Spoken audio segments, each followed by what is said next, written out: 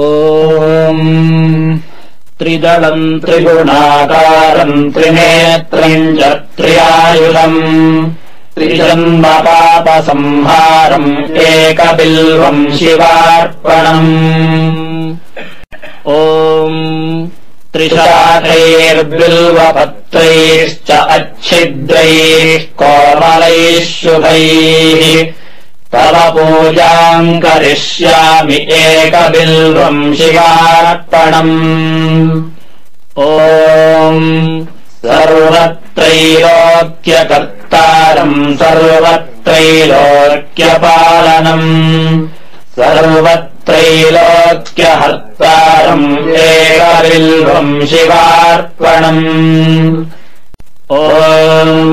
नागाधिराजवलयम् नागहारेण भूषितम् नागकुण्डलसंयुक्तम् एकबिल्वम् शिवार्पणम् ॐ अक्षमालाधरम् रुद्रम् पार्वतीप्रियवल्लभम् चन्द्रशेखरमीशानम् एकबिल्वम् शिवार्पणम् ॐ त्रिलोचनम् दशभुजम् दुर्गादेहार्धधारिणम् विभूत्यभ्यर्चितम् देवम् एकबिल्वम् शिवार्पणम् ॐ त्रिशूलधारिणम् देवम् नागाभरणसुन्दरम् चन्द्रशेखरमीशानम् एकबिल्वम् शिवार्पणम् ॐ गङ्गाधराम्बिकानाथम् फणिकुण्डलमण्डितम् कालकालम् गिरीशम् च एकबिल्वम् शिवार्पणम् ॐ शुद्धस्फटिकसङ्काशम् शितिकण्ठम् कृपानिधिम् सर्वेश्वरम् सदा शान्तम् एकबिल्वम् शिवार्पणम् ॐ सच्चिदानन्दरूपम् च परानन्दमयम् शिवम् वागीश्वरम् चिदाकाशम् एकबिल्वम् शिवार्पणम् ॐ शिविविष्टम् सहस्राक्षम् कैलासाचलवासिनम् हिरण्यबाहुम् सेनान्यम् एकबिल्वम् शिवार्पणम् ॐ अरुणम् वामनन्तारम् वास्तव्यम् चैव वास्तवम् ज्येष्ठम् कनिष्ठम् गौरीशम् एकबिल्वम् शिवार्पणम् ॐ हरिकेशम् सनन्दीशमुच्चैर्घोषम् सनातनम् अघोररूपकम् कुम्भम् एकबिल्वम् शिवार्पणम्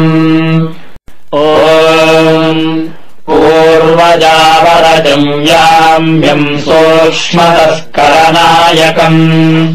नीलकण्ठम् जघन्यम् च एकबिल्वम् शिवार्पणम् ॐ सुराश्रयम् विहारम् वर्मिणम् च वरोधिनम् महासेनम् महावीरम् एकबिल्वम् शिवार्पणम् ॐ कुमारम् कुशलम् कोऽप्यम् वदान्यम् च महारथम् तौर्यम् च देव्यम् च एकबिल्वम् शिवार्पणम् ॐ दशकर्णम् ललाटाक्षम् पञ्चवक्त्रम् सदाशिवम् अशेषपापसंहारम् एकबिल्वम् शिवार्पणम् ॐ नीलकण्ठम् जगद्वन्द्यम् दीननाथम् महेश्वरम् महापापहरम् शम्भुम् एकबिल्वम् शिवार्पणम् ॐ चूडामणीकृतविन्दुम् मलयीकृतवासुकिम् कैलासनिलयम् भीमम् एकबिल्वम् शिवार्पणम् ॐ कर्पूर कुन्दधवलम् नरकार्णवतारकम् करुणामृतसिन्धुम् च एकबिल्वम् शिवार्पणम् ॐ महादेवम् महात्मानम् भुजङ्गाधिपतङ्गणम् महापापहरम् देवम् एकबिल्वम् शिवार्पणम् ॐ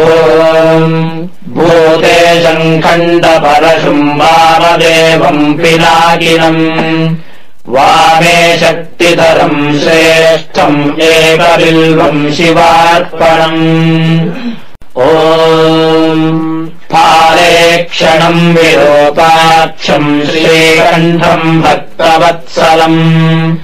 नीललोहितकट्वाङ्गम् एकबिल्वम् शिवार्पणम् ॐ कैलासवासिनम् भीमम् कठोरम् त्रिपुरान्तकम् वृषाङ्कम् वृषभारूढम् एकबिल्वम् शिवार्पणम् ॐ सामप्रियम् सर्वमयम् भस्मोद्धूलितविग्रहम् मृत्युञ्जयम् लोकनाथम् एकबिल्वम् शिवार्पणम् ॐ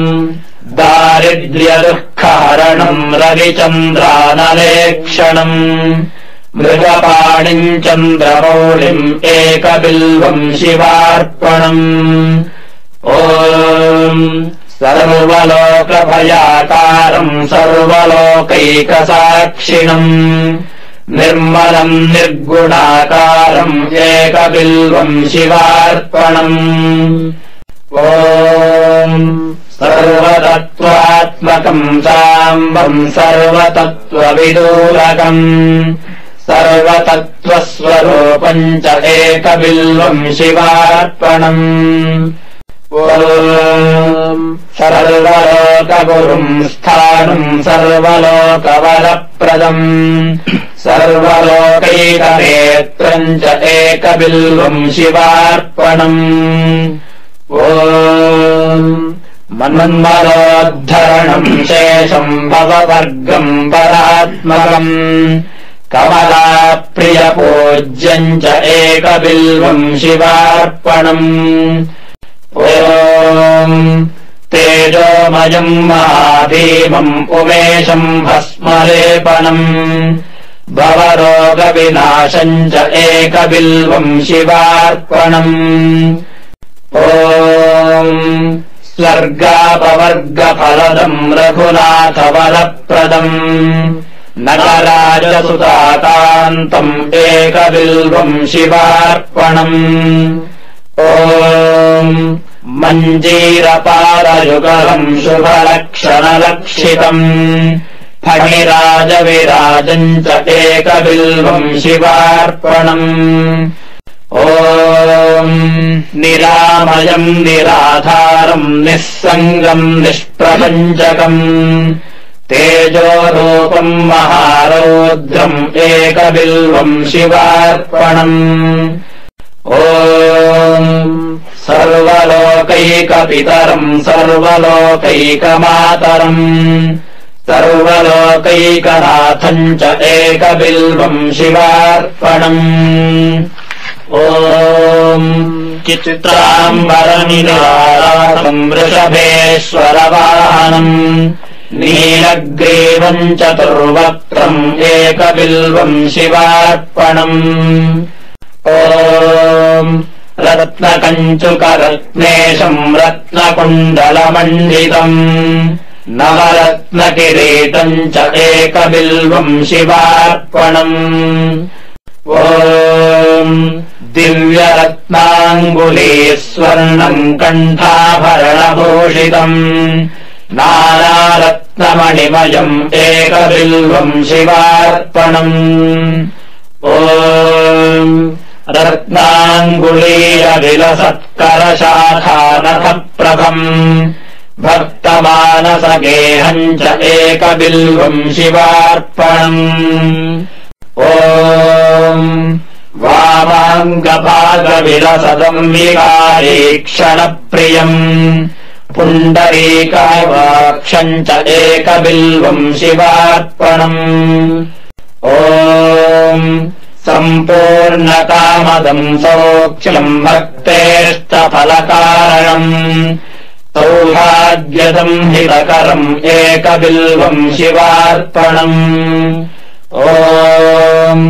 नानाशास्त्रगुणोपेतम् स्फुरन्मङ्गलविग्रहम्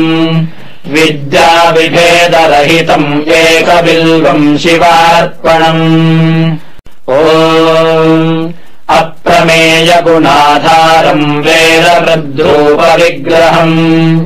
धर्माधर्मप्रवृत्तम् च एकबिल्वम् शिवार्पणम् ॐ गौरीविलाससदनम् जीवपितामहम् कल्पान्तभैरवम् शुभ्रम् एकबिल्वम् शिवार्पणम् ॐ सुखदम् सुखनाशम् च दुःखदम् दुःखनाशनम् दुःखावतारम् भद्रम् च एकबिल्वम् शिवार्पणम् ॐ सुखरूपम् रूपनाशम् सर्वधर्मफलप्रदम् अतीन्द्रियम् महामायम् एकबिल्वम् शिवार्पणम् ॐ सर्वपक्षिमृगाकारम् सर्वपक्षिमृगाधिपम् सर्वपक्षिमृगाधारम् एकबिल्वम् शिवार्पणम् ॐ जीवाध्यक्षम् जीववन्द्यम् जीवजीवनरक्षकम् जीवकृतजीवहरणम् एकबिल्वम् शिवार्पणम् ॐ विश्वात्मानम् विश्ववन्द्यम् वज्रात्मा वज्रहस्तकम् वज्रेशम् वज्रभूषम् च एकबिल्वम् शिवार्पणम् ॐ गणाधिपम् गणाध्यक्षम् प्रलयानलनाशकम् जितेन्द्रियम् वीरभद्रम् एकबिल्वम् शिवार्पणम् ॐ त्र्यम्बकम् मृणम् शूलमरिषड्वर्गनाशने दिगम्बरम् शोभनाशम् एकबिल्वम् शिवार्पणम् ॐ कुन्देन्दुशङ्खधवलम् भगनेत्रविदुज्ज्वलम् कालाग्निरुद्रम् सर्वज्ञम् एकबिल्वम् शिवार्पणम् ॐ कम्बुग्रीवम् कम्बुकण्ठम् धैर्यदम् धैर्यवर्धकम् शार्दूलचर्मवसनम् एकबिल्वम् शिवार्पणम् ॐ जगदुत्पत्तिहेतुम् च जगत्प्रलयकारिणम् पूर्णानन्दस्वरूपम् च एकबिल्वम् शिवार्पणम् ॐ सर्गरेशम् महातेजम् पुण्यश्रवणकीर्तनम् ब्रह्माण्डनायकम् दारम् एकबिल्वम् शिवार्पणम् ॐ मन्दारमूलनिलयम् मन्दारकुसुमप्रियम् वृन्दारकप्रियतरम् एकबिल्वम् शिवार्पणम् ॐ महेन्द्रियम् महाबाहुम् विश्वासपरिपूरकम् सुलभासुलभम् लभ्यम् एकबिल्वम् शिवार्पणम् ॐ बीजाधारम् बीजरूपम् निर्बीजम् बीजवृद्धितम् परेशम् बीजनाश ॐ युगाकारम् युगाधीशम् युगनाशनम् परेशम् बीजनाशम् च एकबिल्वम् शिवार्पणम् ॐ धूर्जटिपिङ्गलजटम् जयामण्डलमण्डिलम् कर्पूरगौरम् गौरीशम् एकबिल्वम् शिवार्पणम् ॐ सुरासञ्जनावासम् योगीशम् योगपुङ्गवम् योगदम् योगिनाम् सिंहम् एकबिल्वम् शिवार्पणम् ॐ उत्तमानुत्तमम् तत्त्वमन्धकासुरसूदनम् भक्तकल्पद्रुमस्तोमम् एकबिल्वम् शिवार्पणम् ॐ विचित्रमाल्यवसनम् दिव्यचन्दनचर्चितम् विष्णुब्रह्मादिवन्द्यम् च एकबिल्वम् शिवार्पणम् ॐ कुमारमितितरम् देवम् शीतचन्द्रकलानिधिम् ब्रह्मशत्रुम् जगन्मित्रम् एकबिल्वम् शिवार्पणम् ॐ लावण्यमधुराकारम् करुणारसवारिधिम् भ्रुवोर्मध्ये सहस्रार्चिम् एकबिल्वम् शिवार्पणम्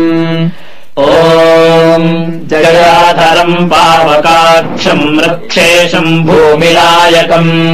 कामदम् सर्वदागम्यम् एकबिल्वम् शिवार्पणम्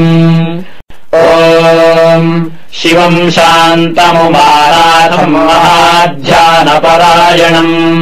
ज्ञानप्रदम् कृतिवासम् एकबिल्वम् शिवार्पणम् ॐ वासुच्युरगहारम् च लोकानुग्रहकारकम् ज्ञानप्रदम् कृत्तिवासम् एकबिल्वम् शिवार्पणम् ॐ शशाङ्कधारिणम् भर्गम् सर्वलोकैकशङ्करम् शुद्धम् च शाश्वतम् नित्यम् एकबिल्वम् शिवार्पणम् ॐ शरणागतदीनार्तपरित्राणपरायणम् गम्भीरम् च वषट्कारम् एकबिल्वम् शिवार्पणम् ॐ भोक्तारम् भोजनम् भोज्यम् जेतारम् जितमानसम् करणम् कारणम् जिष्णुम् एकबिल्वम् शिवार्पणम् ॐ क्षेत्रज्ञम् क्षेत्रपालम् च परार्थैकप्रयोजनम् व्योमकेशम् भीमवेशम् एकबिल्वम् शिवार्पणम् ॐ भवघ्नम् तरुणोपेतम् क्षोदिष्ठयनाशकम् हिरण्यगर्भम् हेमाङ्गम् एकबिल्वम् शिवार्पणम् ॐ दक्षम् चामुण्डजनकम् मोक्षदम् मोक्षनायकम् हिरण्यदम् हेमरूपम् एकबिल्वम् शिवार्पणम् ॐ महाश्मशाननिलयम् प्रच्छन्नस्फटिकभ्रमम् वेदास्यम् वेदरूपम् च एकबिल्वम् शिवार्पणम् ॐ स्थिरम् धर्ममुमानाथम् ब्रह्मण्यम् चाश्रयम् विभुम् जगन्निवासम् प्रथमम् एकबिल्वम् शिवार्पणम् ॐ रुद्राक्षमालाभरणम् रुद्राक्षप्रियवत्सलम् रुद्राक्षभक्तसंस्तोमम् एकबिल्वम् शिवार्पणम् ॐ फणीन्द्रविलसत्कण्ठम् भुजनाभरणप्रियम् दक्षाध्वरविनाशम् च एकबिल्वम् शिवार्पणम् ॐ नागेन्द्रविलसत्कर्णम् अहीन्द्रवरयावृतम् मुनिवन्द्यम् मुनिश्रेष्ठम् एकबिल्वम् शिवार्पणम् ॐ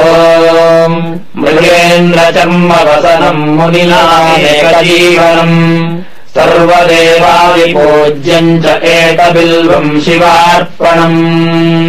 ॐ निधनेशम् धनाधीशम् अपमृत्युविनाशनम्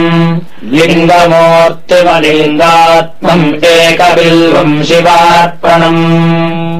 ॐ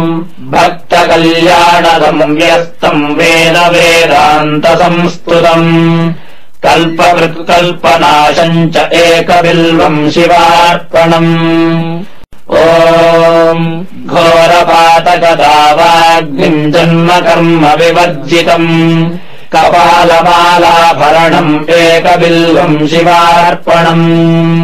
ॐ मातङ्गचर्मवसनम् विराड्रूपविदारकम् विष्णुक्रान्तमनन्तम् च एकबिल्वम् शिवार्पणम् ॐ यज्ञकर्मफलाध्यक्षम् यज्ञविघ्नविनाशकम् यज्ञेशम् यज्ञभोक्तारम् एकबिल्वम् शिवार्पणम् ॐ कालाधीशम् त्रिकालज्ञम् दुष्टनिग्रहकारकम् योगिमानसपूज्यम् च एकबिल्वम् शिवार्पणम् ॐ महोन्नतमहाकायम् महोदरमहाभुजम् महावक्त्रम् महावृद्धम् एकबिल्वम् शिवार्पणम् ॐ सुनेत्रम् सुललाटम् च सर्वभीमपराक्रमम् महेश्वरम् शिवतरम् एकबिल्वम् शिवार्पणम् ॐ समस्तजगदाधारम् समस्तगुणसागरम् सत्यम् सत्यगुणोपेतम् एकबिल्वम् शिवार्पणम् ॐ माघकृष्णचतुर्दश्याम् पूजार्चम् च जगद्गुरोः दुर्लभम् सर्वदेवानाम् एकबिल्वम् शिवार्पणम् ॐ तत्रापि दुर्लभम् मानेन भो मासेन्दुवासरे प्रदोषकाले पूजायाम् एकबिल्वम् शिवार्पणम् ॐ तटाकन्धननिक्षेपम् ब्रह्मस्थाप्यम् शिवालयम् कोटिकन्यामहादानम् एकबिल्वम् शिवार्पणम् ॐ दर्शनम् बिल्ववृक्षस्य स्पर्शनम् पापनाशनम् अघोरपापसंहारम् एकबिल्वम् शिवार्पणम् ॐ तुलसी बिल्वनिर्गुण्डीजम्भीरामलकम् तथा पञ्चबिल्वमिति ख्यातम् एकबिल्वम् शिवार्पणम् ॐ अखण्डबिल्वपत्रैश्च पूजाये वृन्दिकेश्वरम् मुच्यते सर्वपापेभ्यो एकबिल्वम् शिवार्पणम् ॐ सालङ्कृता सावृता कन्याकोटिसहस्रकम् साम्राज्यपृथ्वीदानम् च एकबिल्वम् शिवार्पणम् ॐ दन्त्यश्च कोटिदानानि अश्वमेधसहस्रकम् सवत्सधेनुदानानि एकबिल्वम् शिवार्पणम् ॐ चतुर्वेदसहस्राणि भारतानि पुराणकम् साम्राज्यपृथ्वीदानम् च एकबिल्वम् शिवार्पणम् ॐ सर्वरत्नमयम् मेरुम् काञ्चनम् दिव्यवस्त्रकम् तुलाभारम् शतावर्कम् एकबिल्वम् शिवार्पणम् ॐ अष्टोत्तरशतम् बिल्वम् योच्चयैलिङ्गमस्तके अथर्वोक्तम् वतेद्यस्तु एकबिल्वम् शिवार्पणम् ॐ काशीक्षेत्रनिवासम् च कालभैरवदर्शनम् अघोरपापसंहारम् एकबिल्वम् शिवार्पणम् ॐ अष्टोत्तरशतश्लोकैस्तोत्राद्यैः पूजयेद्यथा त्रिसन्ध्यम् मोक्षमाप्नोति एकबिल्वम् शिवार्पणम् ॐ दन्तिकोटिसहस्राणाम् भोहिरण्यसहस्रकम् सर्वक्रतुमयम् पुण्यम् एकबिल्वम् शिवार्पणम् ॐ पुत्रपौत्रादिकम् भोगम् भुक्त्वा चान्नयथेप्सितम्